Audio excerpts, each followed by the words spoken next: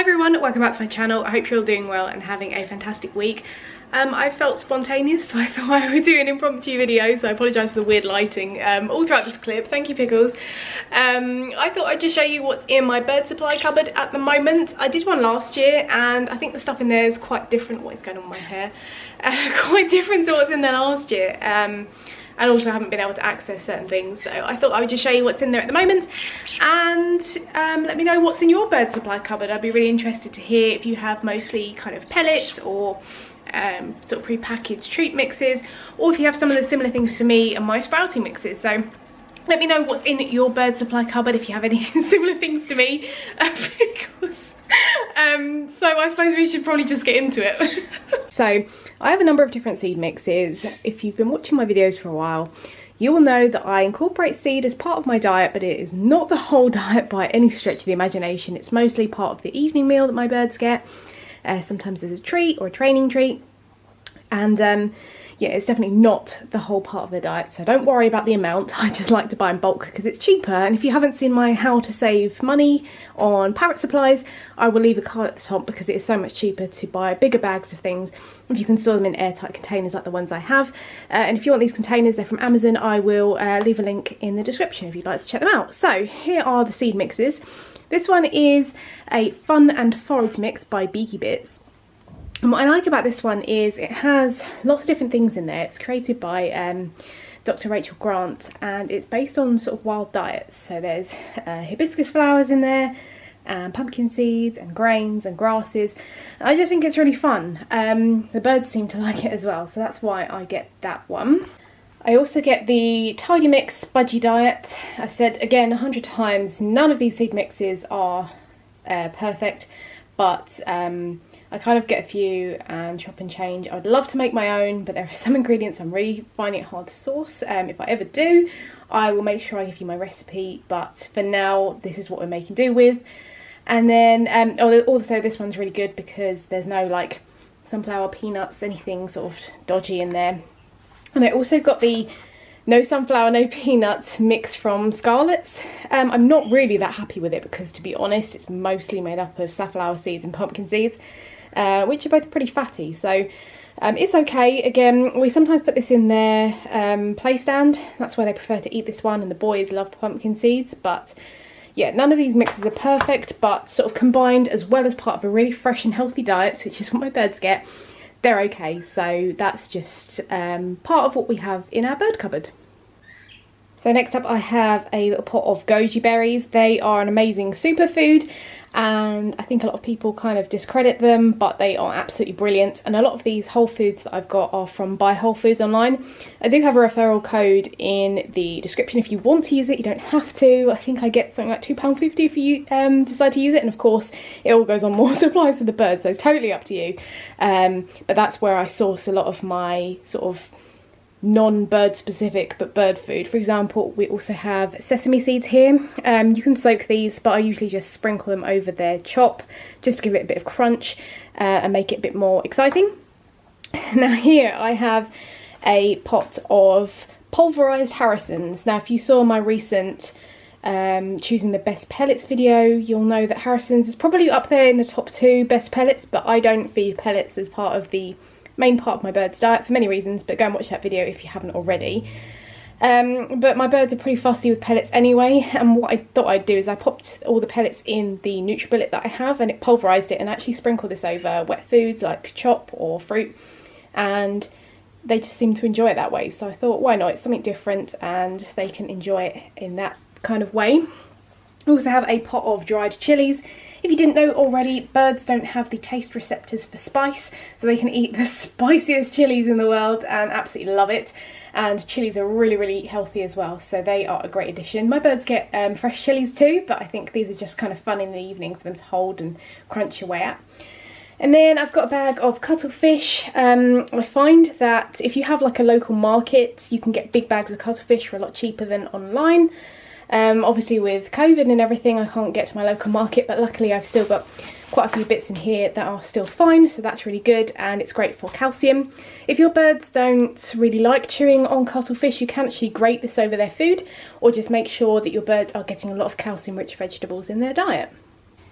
So next up I have some quinoa. I usually just sprout the quinoa rather than cooking it because cooking foods actually takes away a lot of the nutrition. Quinoa is really easy to sprout as well. It takes 2 hours to soak and then you just rinse it twice a day after it's soaked, and then it's pretty much done within a day or two. So that's a really easy sprout if you're in a bit of a pinch and you haven't got anything ready. I also have some coriander seeds. These usually soak for 8 hours and then they're good to go. They don't really sprout, so you can basically soak them overnight and then feed them as part of the breakfast, which is really cool. Over here I have got some sesame sticks. They're Tidy Mix ones. They're not like the healthiest, but they are Pickles' favourite treat, so we reserve them for like training and that kind of thing, and she just loves holding them, which is so funny. Next up we've got chia seeds. I only ever feed chia seeds as part of like the wet food that we give our birds because they really swell up. I think they like come to like 10 times their size when they have liquid on them. So I make sure that they're with wet food because I don't want them swelling up in the crop without anything kind of later on. Then I have some dried beetroot, again from Tidy Mix. Fresh beetroot is always going to be better and healthier, but this is absolutely fine. It is human grade, I have checked. And it is a fun kind of treat for the birds to have. It's nice and crunchy as well. One thing with beetroot, if you've not fed it to your birds before, it makes their poops bright purple and pink, and it really gives you a bit of a shock, like, oh my god, what's going on with my bird? But it's absolutely fine, and it's really healthy as well, beetroot as a whole, so definitely try and incorporate some of that into your bird's diet. Then we have some hemp seeds. Hemp is a great seed for your birds. It is slightly higher in fat, but it is very moreish. And we usually use hemp seeds for training now. Not so much with chip and fish, but with the conures, they go absolutely wild for hemp seed. And also with all of the things that I buy, I try as hard as I can to get organic. I find it's just better quality and you don't have to worry too much about pesticides. But yeah, I just wanted to mention that as well. And yeah, hemp seeds are brilliant, and they're also really good if you have quite a stressed bird. That's something else to consider. You could add some hemp seed into their diet. Next up I have a tub of barley flakes, and there's also some brown linseed in there. That's just kind of a fun topper for some of the chop mixes that I do, and also the linseed is really fantastic for omega-3s, so that is really cool to add to your bird's diet. Over here we have buckwheat. Buckwheat is also a great protein, another one that I soak and or sprout. It only takes 15 minutes to soak, so again, if my sprouts aren't ready or I'm in a bit of a rush, I will just leave this to soak for 15 minutes while I'm either poo picking in the morning or sorting out the waters and getting the rest of the food ready, and then it's good to go. So that's a really easy soaking mix to add to your bird's diet, just to add some extra healthy goodness, so definitely one to try out. And then I also have some mung beans. Mung beans, adzuki beans and garbanzo beans or chickpeas are the only 3 beans that you can soak and sprout. Any other beans like kidney beans, that kind of thing, they are toxic to just leave raw. You have to cook them, so please be really careful and check some of the mixes if you have any like soaking mixes at home for your birds. Some of them contain ingredients that are not necessarily suitable for soaking and sprouting without cooking, so please check those. So mung beans, garbanzo beans or chickpeas and adzuki beans are the only beans that you can sprout, but these are really, really good. They have a bit of a sweet taste to them and the birds are going absolutely crazy. Again, all you have to do is soak them for 8 to 12 hours overnight, or you can do it during the day depending on what you like. And then they usually ready about 2 to 3 days. It really depends on your climate, but if you haven't tried sprouting before or anything like that, I've got a video, so I'll leave a card at the top and a link in the description if you want to go and check it out. These are also a brilliant source of protein, and protein is often quite forgotten in birds' diets, and it's really essential for feather growth and all different kinds of things and normal bodily function. So really, if you can try sprouting for your birds, it's really brilliant for them. And finally, I've got some sort of miscellaneous items that I thought I would show you. So I normally have avian tea on hand. I haven't got any at the moment. I normally get mine from Polly's Natural Parrot Boutique because that is the one we get in the UK and it's brilliant.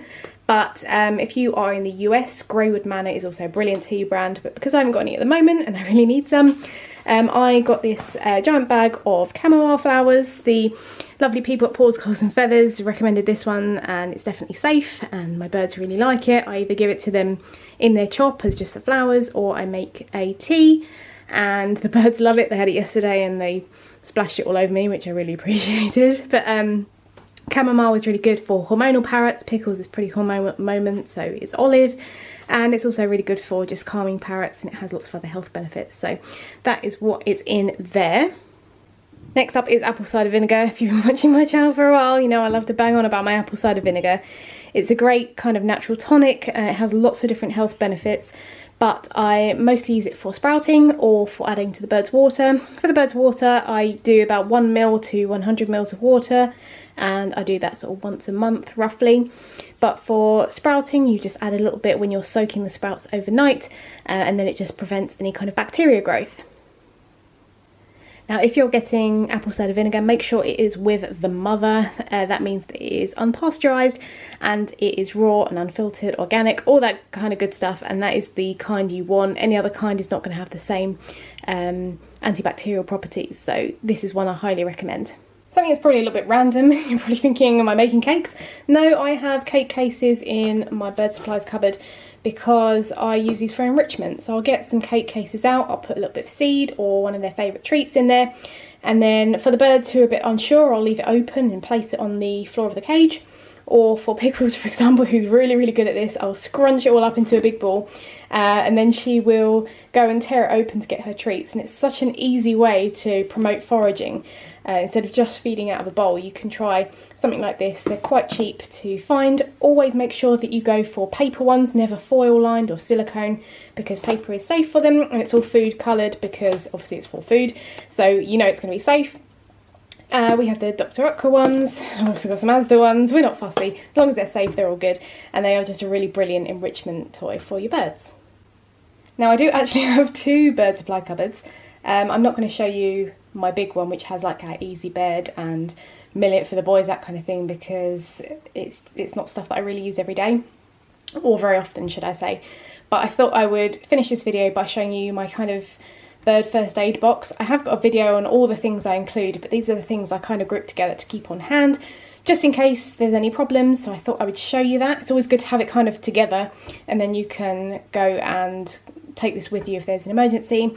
I don't keep scissors, tweezers or anything like that in here just because I know where they are, but all the other bits and pieces are in here. So I have a little stretch bandage. This is just in case. I would never advise you to bandage up your birds and leave them as they are. You do need veterinary care obviously if your bird has a problem, but I like to keep this in here. If there was any bleeding, for example, I can mop it up with this. It's just something good to have on hand, and I think they're like 20-30p, so they're super cheap, so I have that in there. I also have some Guardian Angel. It's a sick bird and stressed bird supplement. I haven't had to use it yet, thank goodness. I also sometimes use Avian Pro, the avian one, but this is the one I have at the moment. It is very highly rated, so I'd recommend having this in your cupboard if your bird is very ill or stressed. Obviously they still need veterinary intervention, but this can be a real lifesaver, so definitely worth having in the cupboard.